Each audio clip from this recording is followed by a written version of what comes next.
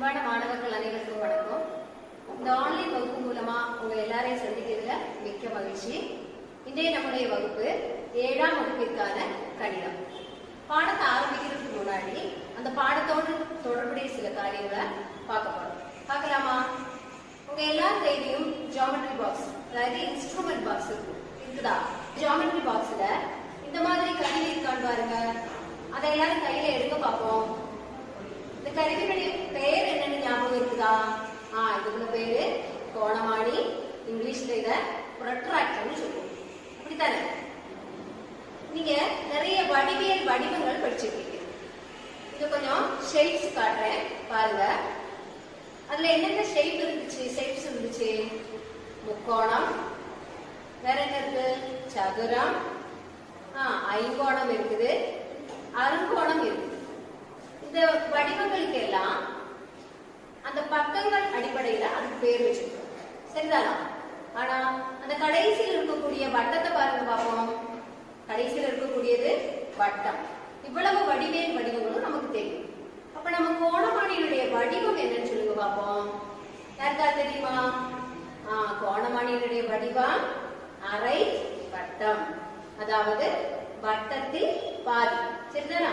கோணமானியுடைய வடிவம் என்னது? அரை வட்டம். அந்த கோணமானியில நிறைய அளவுகள் இருக்கு. பாருங்க பாப்போம். அதாவது வலது பக்கத்துல 0ல இருந்து தொடங்குச்சுன்னா இடது பக்கத்துல வந்து முடிகிறது 180 டிகிரி. சரிதானே? அதே மாதிரி இடது பக்கத்துல 0ல தொடங்குச்சுன்னா வலது பக்கத்துல எத்தனை டிகிரியில முடியுது? 180 டிகிரியில முடியுது. பாத்தீங்களா? அப்படின்னா இந்த கோணமானியினுடைய கோண அளவு எவ்வளவு சொல்லுங்க பாப்போம். கரெக்ட். கோணமானியினுடைய கோண அளவு 180 டிகிரி. சரியா? கோணமானியின் கோண அளவு எவ்வளவு?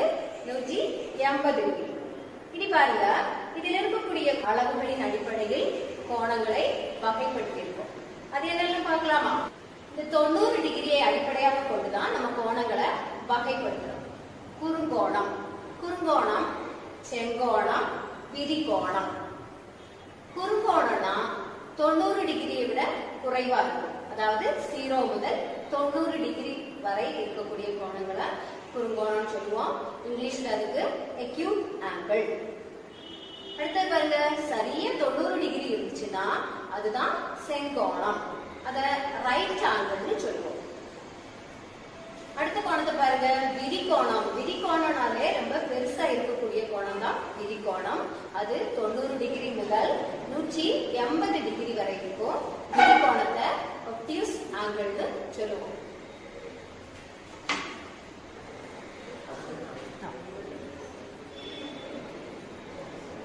கோணங்கள், கோணமானி, அதுல இருக்கக்கூடிய அளவுகள் தெரியும். அந்த அளவுகளை பயன்படுத்தி நீங்க கோணங்கள் வரைஞ்சிருக்கீங்க. 2 கோணங்கள் கொடுத்தா 3வது ஒரு கோணத்தினுடைய அளவு எப்படி கண்டுபிடிக்கிறதுனால இதுக்கு முன்னாடி நீங்க படிச்சிருக்கீங்க. நீங்க படிச்ச காரியங்கள் எல்லாம் உங்களுக்கு ஞாபகத்துக்கு வருதா?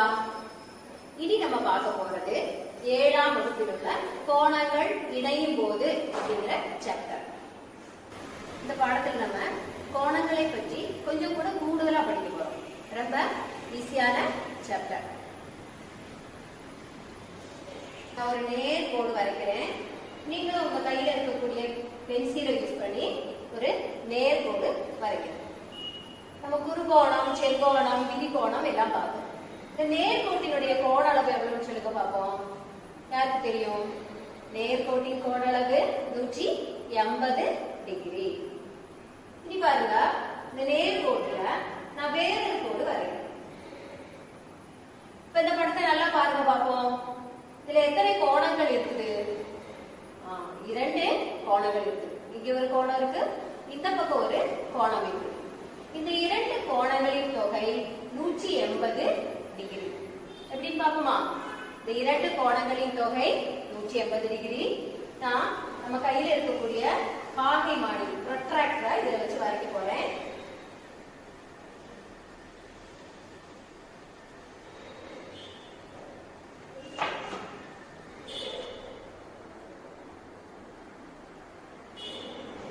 பாருங்க, இந்த 2 கோணங்களின் தொகை 180 டிகிரின்னு நான் சொல்றேன். சரிதானா?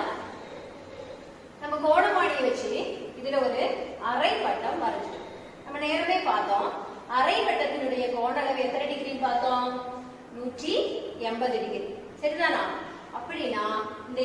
கோணங்களின் கூட்டுத்தொகை 180 டிகிரியாக இருக்கும். புரியுதா? இதை அடிப்படையா வச்சுதான் நம்ம இந்த பாடத்துல கணக்குகள் எல்லாம் செய்ய போறோம். பாருங்க, ஒரு கோட்டில் வேறொரு கோடு வரைந்தால் இரண்டு பக்கங்களிலும் உருவாகும் கோணங்களின் தொகை 180 டிகிரின்னு வளர்க்கறதுக்கு நான் இந்த ஒரு டீச்சிங் எய்டு உங்களுக்கு காண்கிறேன். இது ஒரு கோணமானியினுடைய மாதிரி. இதுல ஒரு கம்பி இருக்குதுல்ல, இப்ப நான் இந்த கம்பியை இங்க எத்தனை டிகிரியில வச்சிருக்கேன் பாருங்க பாப்போம். 40 டிகிரியில வச்சிருக்கேன்.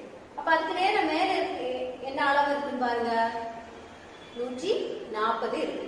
இப்போ இந்த சைடு 40 டிகிரினா இந்த சைடு 140 டிகிரி இருக்கு. சரிதானா? இதவே மாத்தி வச்சுப்போம். இப்ப நான் அந்த கம்பியை எங்க கொண்டு வச்சிருக்கேன் பாருங்க பாப்போம். 70ல வச்சிருக்கேன். பாத்தீங்களா? அதுக்கு நேரம் மேல இருக்கக்கூடிய நம்பர் எதுன்னு பாருங்க, டிகிரி அளவு 110. அப்ப இந்த பக்கம் 70 டிகிரி இருந்துச்சுன்னா இந்த பக்கம் எவ்வளவு இருக்குது, 110 டிகிரி இருக்கு. இனி ஒண்ணு கூட பாப்போம். இந்த கம்பியை இங்க கொண்டு வச்சுட்டு அப்ப இந்த கீழே இருக்க நம்பரை தான் நம்ம பார்ப்போம். இங்கிட்டு இருக்கக்கூடிய கோணம் 130 டிகிரி. அப்ப இந்த கோணத்தின் அளவு எவ்வளவு, மேல இருக்க நம்பரை பாருங்க பார்ப்போம், 50 டிகிரி. நீங்க இப்போ வீட்டுல இருக்கும்போது உங்க கோணமானியை எடுத்து இதே மாதிரி பேப்பர்ல ஒரு படம் வரைச்சு அது ஒரு கட்டி அட்டையில ஒட்டி ஏதாவது கம்பியோ இதே மாதிரி வச்சு நீங்க வீட்டுல இருக்கும்போது என்ன செய்யலாம், இதே மாதிரி செஞ்சு செஞ்சு பாத்தீங்கன்னா இது ஈஸியா உங்களுக்கு படிக்கலாம்.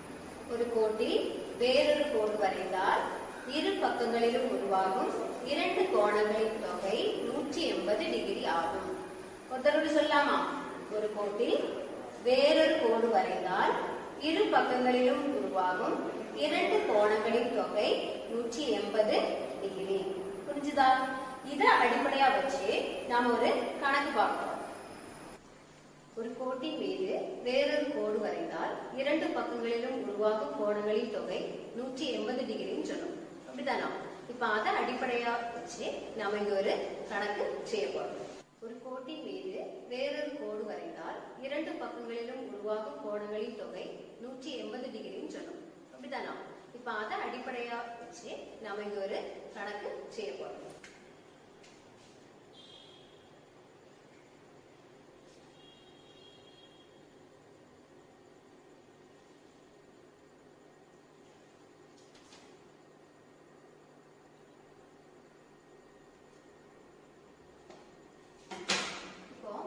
இந்த கோண அளவு 130 டிகிரி. இந்த கோணத்தை நாம கண்டுபிடிக்கணும். இங்க ஒரு கோண அளவு தான் கொடுத்திருக்கு 130 டிகிரி. இரண்டாவது கோணத்தை நாம கண்டுபிடிக்க போறோம். அதாவது இந்த இரண்டு கோணங்களின் தொகை 180 டிகிரி நமக்கு தெரியும். அது ஒரு கோணம் கொடுத்திருக்காங்க, இரண்டாவது கோணத்தை நம்ம இங்க என்ன செய்ய போறோம், கண்டுபிடிக்க போறோம். என்ன செய்யணும், 180ல இருந்து 130 கழிக்க போறோம், மைனஸ் பண்ணணும். 0 5 எவ்வளவு கிடைச்சிச்சு, 50 டிகிரி கிடைச்சது. அப்படிதானா? அப்ப இங்க எழுதும் போது 180 டிகிரி மைனஸ் 130 டிகிரி 50 டிகிரி இப்படி எழுதணும். புரிஞ்சுதா? இரண்டு கோணங்களின் தொகை 180 டிகிரி. 180ல இருந்து 130 நம்ம மைனஸ் பண்ணும்போது நமக்கு 50 டிகிரி கிடைச்சிருக்கா? இதை எல்லாரும் நோட்புக்ல எழுதிக்கோங்க பாப்போம்.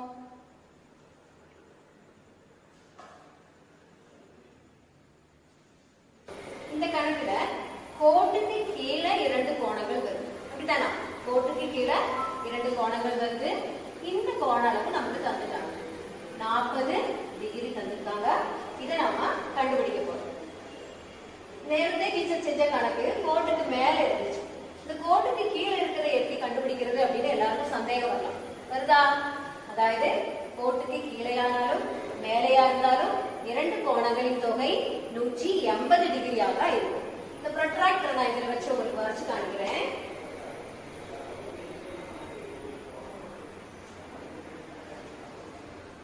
பாருங்க, இங்கேயும் உங்களுக்கு ஒரு அரைவட்டம் தானே கிடைச்சிருக்குது. அப்ப அரைவட்டத்தின் கோண அளவு நம்ம ஏற்கனவே பார்த்தோம், எத்தனை டிகிரி, 180 டிகிரி. இப்ப இந்த கணக்கை நம்ம ஈஸியா செஞ்சிடலாமா? இந்த இரண்டு கோணங்களின் தொகை 180 டிகிரி தெரியும். அதுல இருந்து இந்த 40 நம்ம கழிக்க போறோம்.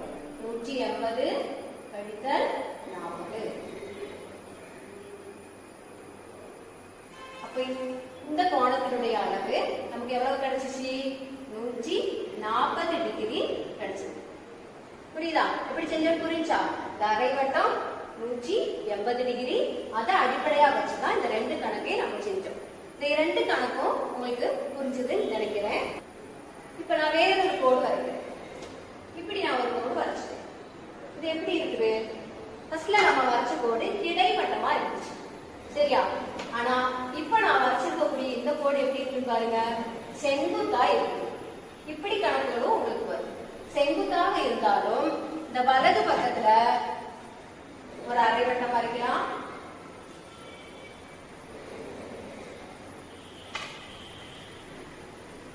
இடது பக்கத்திலையும் நாம் ஒரு அரை வட்டம் வரைக்கலாம்.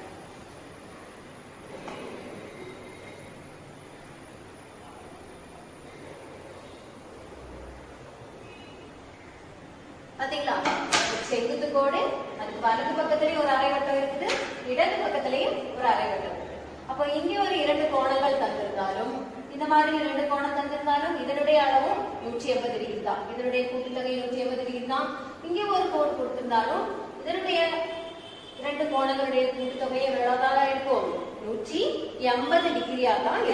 ஒரு கோட்டினுடைய மேல் பக்கம், கீழ்ப்பகுதி, செங்குத்து கோட்டினுடைய வலது பக்கம், இடது பக்கம், இந்த பக்கங்கள் எல்லாமே இரண்டு கோணங்கள் வந்திருக்குன்னா அந்த கோணத்தினுடைய கூட்டுத்தொகை எவ்வளவாக இருக்கும்? 180 டிகிரியாக இருக்கும். இனி ஒரு ஜோடினா என்னன்னு சொல்லுங்க பாப்போம். ஒரு ஜோடினா எத்தனை நம்பர் இருக்கும்? 2 நம்பர் இருக்கும். அப்படித்தானா? நம்ம சொல்லுவோம், ஒரு ஜோடி பேனா, ஒரு ஜோடி புக்கு, ஒரு ஜோடி ட்ரெஸ் எல்லாம் சொல்லுவாங்க. அப்ப ஒரு ஜோடினா 2. இங்கேயும் பாருங்க, 2 கோணங்கள் இருந்துச்சு.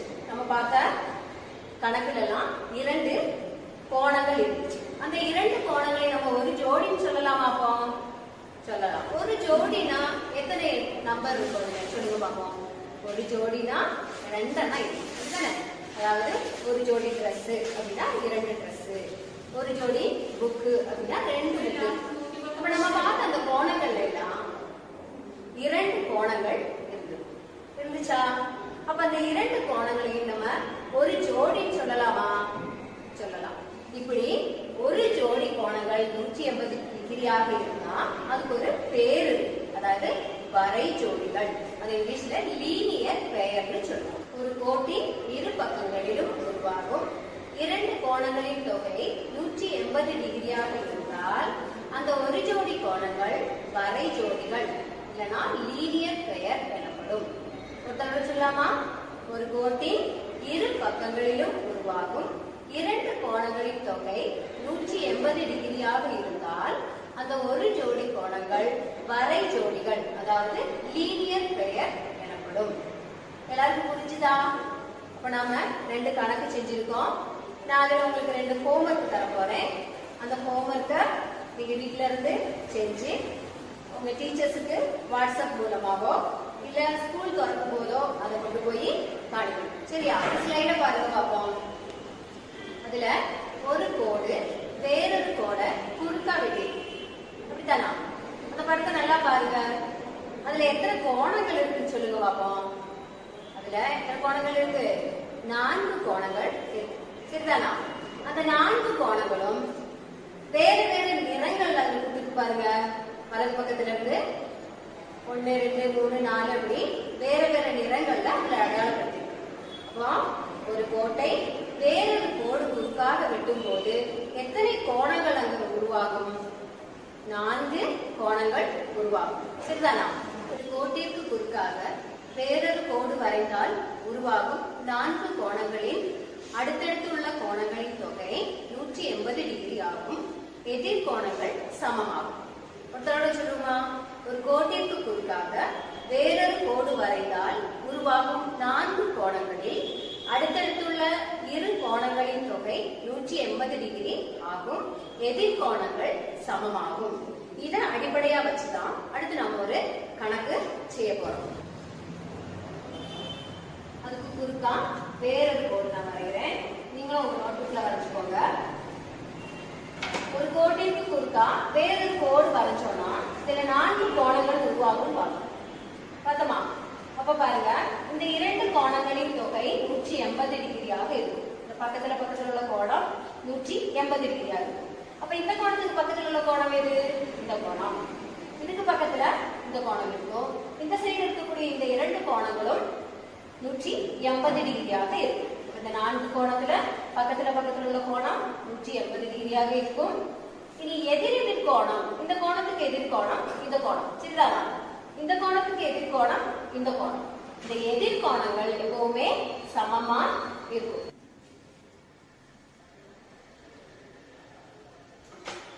இங்க ஒரு கணக்கு கொடுத்திருக்கு. இந்த அளவு 120 டிகிரி. இந்த கணக்கை பாருங்க. இதுல ஒரு கோண அளவு தான் தந்திருக்குது. மீதி இருக்கக்கூடிய 3 கோணங்களின் அளவுகளை இப்ப நாம கண்டுபிடிக்கிறோம். அடுத்தடுத்துள்ள 2 கோணங்களின் தொகை 180 டிகிரி நமக்கு தெரியும். அப்ப இந்த 2 கோணங்களின் தொகை எவ்வளவாக இருக்கும்? 180 டிகிரியாக இருக்கும். அப்படித்தானா? அப்ப இங்க ஒரு கோண அளவு 120 கொடுத்திருக்கு. அப்ப இந்த 180ல இருந்து 120 மைனஸ் பண்ண போறோம், குறைக்க போறோம். 0 60. அப்ப நமக்கு இந்த இரண்டாவது கோணம் 60 டிகிரி கிடைச்சிருச்சா? இனி பாருங்க, எதிரெதிர் கோணங்கள் சமமாகும். அப்ப இந்த 60 டிகிரிக்கு எதிராக வரக்கூடிய கோணம் இந்த கோணம் தானே. அப்ப இது எத்தனை டிகிரியா இருக்கும்? 60 டிகிரியா இருக்கும். சரியா? பட் இந்த கோணத்தை பாருங்க, இது 120 டிகிரி. இதுக்கு எதிராக வரக்கூடிய கோணம் இந்த கோணம். அப்ப எதிரெதிர் கோணங்கள் சமம். இது 120 டிகிரியா இருந்தா இந்த கோணம் எத்தனை டிகிரியா இருக்கும்? 120 டிகிரியாக இருக்கும். புரிஞ்சுதா? அடுத்தடுத்துள்ள 2 கோணங்களின் தொகை 180. இந்த ரெண்டையும் கூட்டி பாருங்க பாப்போம். 120 60 கூட்டினா 180 கிடைக்குது. இந்த 60 120 கூட்டினா 180 கிடைக்கும். இது ரெண்டையும் கூட்டி பாருங்க பாப்போம். இந்த 60 டிகிரி இந்த 120 டிகிரியும் 180 கிடைச்சா? அதே மாதிரி இந்த 2 கோணங்களையும் கூட்டி பாருங்க. 120 60 180 டிகிரி. அடுத்து எதிரெதிர் கோணங்கள் சமம். அப்போ ஒரு கோண அளவு தந்தா மீதி இருக்கக்கூடிய 3 கோணங்களையும் நம்மளால இப்ப என்ன செய்ய முடியும்? கண்டுபிடிக்க முடியும். இந்த கணக்கு புரிஞ்சுதா? அப்ப எல்லாரும் இந்த நோட் புக்ல எழுதிக்கோங்க பாப்போம். முதல்ல நம்ம பார்த்த கணக்கு உங்களுக்கு புரிஞ்சிருக்கும்னு நினைக்கிறேன். அதே மாதிரியா இன்னொரு கணக்கு பாப்போமா? இப்ப இந்த கோண அளவு மட்டும் நமக்கு தந்துருக்காங்க. இது 45 டிகிரி. எத்தனை டிகிரி? 45 டிகிரி. மீதி இருக்கக்கூடிய இந்த 3 கோணங்களை நாம இப்ப கண்டுபிடிக்க போறோம். இப்ப அடுத்தடுத்துள்ள 2 கோணங்களின் தொகை 180 டிகிரி. இந்த கோணம் இப்ப கண்டுபிடிக்க போறோம். 180ல இருந்து 45 கழிக்க போறோம், அதாவது மைனஸ் பண்ண போறோம். இங்க நமக்கு 0 இருக்கு இல்லையா? இங்க 5 தான் இருக்கு. அப்ப இங்க இருக்கக்கூடிய ஒரு 10 நம்ம இங்க கலப்பாங்க. இது 7. இது 1 தான்.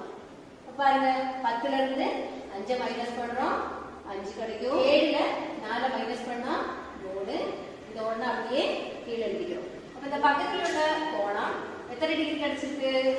135 டிகிரி. இனி பாருங்க, அடுத்தடுத்துள்ள 2 கோணங்கள் நமக்கு கிடைச்சிருச்சு. அடுத்து நம்ம என்ன பண்ணலாம்? இதுக்கு எதிராக இருக்கக்கூடிய கோணங்களை எழுதலாம். ஏற்கனவே நம்ம ஒரு கணக்கு செஞ்சிட்டோம். அப்ப இந்த கான்செப்ட் நீங்க சொல்லுங்க பாப்போம். இது 45 டிகிரியா இருந்தா இதுக்கு எதிராக இருக்கக்கூடிய கோணம் இந்த கோணம், சரிதானே? அப்ப இது எத்தனை டிகிரியா இருக்கும்? 45 டிகிரியா இருக்கும். அடுத்து பாருங்க, இது 135 டிகிரினா இதுக்கு எதிராக வரக்கூடிய கோணம் இந்த கோணம். அப்ப இது எத்தனை டிகிரி? 135 டிகிரி. புரிஞ்சுதா? எதிரெதிர் கோணங்கள் சமமா இருக்குது. அடுத்தடுத்துள்ள 2 கோணங்களின் தொகை 180 டிகிரியா இருக்குது. இந்த கணக்கையும் உங்க நோட்புக்ல இதே மாதிரி எழுதி எடுத்துக்கோங்க. இப்ப நம்ம பார்த்த 2 கணக்கு உங்களுக்கு புரிஞ்சுச்சா? புரிஞ்சிருக்கும்னு நினைக்கிறேன். இப்ப நான் தரக்கூடிய ஹோம்வொர்க்க நீங்க உங்க நோட்புக்ல செய்யறது மட்டும் இல்ல, அந்த வாட்ஸ்அப்ல உங்க டீச்சர்ஸுக்கு அனுப்பி கொடுத்து சரி பார்த்துக்கணும். அப்படி முடியாதவங்க நோட்புக்கை பத்திரமா வச்சு ஸ்கூல் திறந்த பிறகு டீச்சர்ஸை காணிச்சு சரி பார்த்துக்கணும். சரியா? அன்பான மாணவர்களே, இன்னைக்கு நாம படிச்சத ஒரு தடவை கூட நான் உங்களுக்கு சொல்ல போறேன். ஒரு கோட்டின் இருவரு கோடு வரைஞ்சா 2 பக்கங்களிலும் இருக்கிற கோணங்களின் தொகை 180 டிகிரி பார்த்தோம். அப்படி அந்த 2 கோணங்களின் தொகை 180 டிகிரியாக இருந்தா அத வரை ஜோடின்னு பார்த்தோமா? அது மட்டும் இல்ல, ஒரு கோட்டிற்கு குறுக்காக வேறொரு கோடு வரைந்தால் 4 கோணங்கள் உருவாகும் பார்த்தோமா? அந்த 4 கோணங்களில் 2 கோணங்களில் தொகை 180 டிகிரியாக இருக்கும். எதிர் எதிர் கோணங்கள் சமமாக இருக்கும். இதை பேஸ் பண்ணி நம்ம 2-3 கணக்கெல்லாம் செஞ்சிருக்கோம். இதெல்லாம் உங்களுக்கு புரிஞ்சிருக்கும்னு நான் நினைக்கிறேன். அடுத்த வகுப்புல உங்களை எல்லாம் சந்திக்கிறேன். நன்றி, வணக்கம்.